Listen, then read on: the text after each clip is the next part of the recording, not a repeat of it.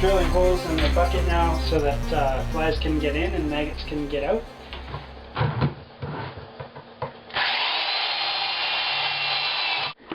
And I want holes in the sides of the bucket too. This is especially so that flies can get in. So I won't make as many holes in the sides of the bucket as I did in the bottom.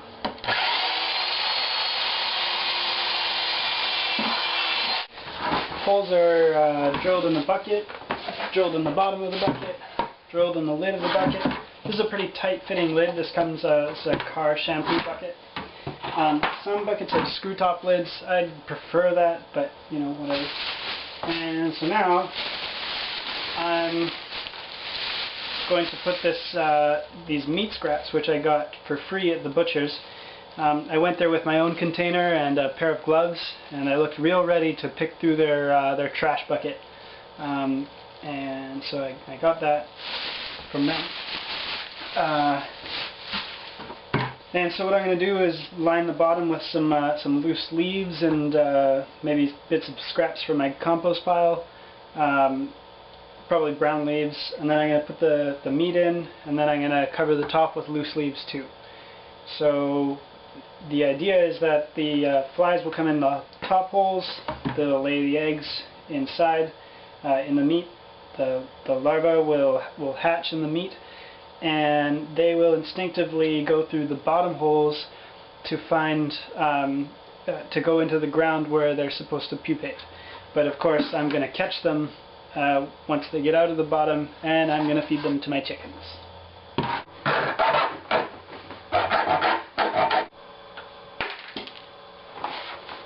Okay, so there's the general idea there.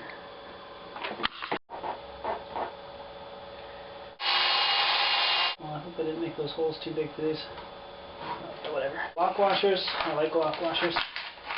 That washer doesn't fit, so I'm going to try it without the washer. Okay, I say nuts to the lock washer. Tighten that up with a pair of pliers, because that's the right way to do things. As you probably know, elastics are easy to string together.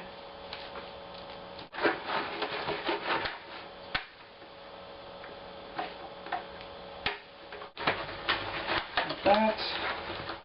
Push those down. Bring the elastic over them.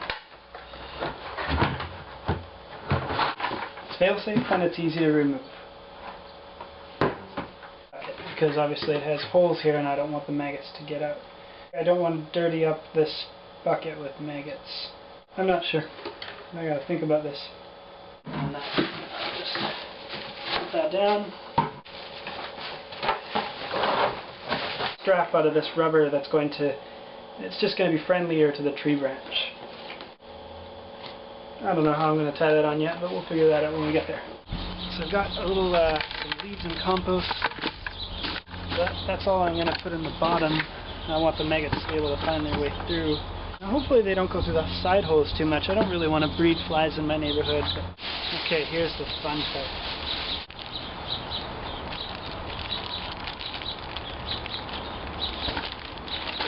Oops. Beautiful. Pretty much a leaf pile. And I want to make sure that there's a good layer of leaves under and around. I think it might help to absorb some of the smell. So I'm just kind of putting that off to the side and then putting some leaves and stuff under it. Alright, now I'm going to put some on top. I'm going to try to avoid the twigs. There are a lot of twigs in this pile, but can't do anything with that.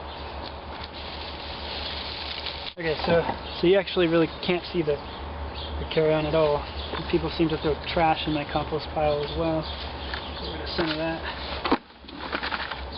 Alright, we are ready to hang this up.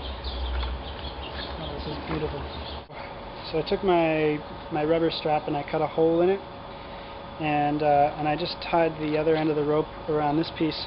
I used a hangman's noose, not because I want to emphasize the morbidity of this whole process, but because it tends to make a very tight, slip-type knot. Tight and tight. It's two different words there. Okay, so I'm just going to throw this over, fit the rest of the rope through this hole, and supposedly, hopefully it'll drag this piece through the hole too. God, I don't know, I should test that. And yeah, it will with some trouble, and once it does that, then the rubber should be around the tree and nothing else. For your amusement, I expect to struggle with this a little bit. We're fine. Okay. Oh, excellent. Look at that. Okay, so that makes a nice little protective layer for the tree. It's a very tight lid. Okay, so I've tied this into the tree. Hopefully it's high enough that that dogs and raccoons won't bother it, if there are any dogs. It's bird proof, animal proof, it's everything proof.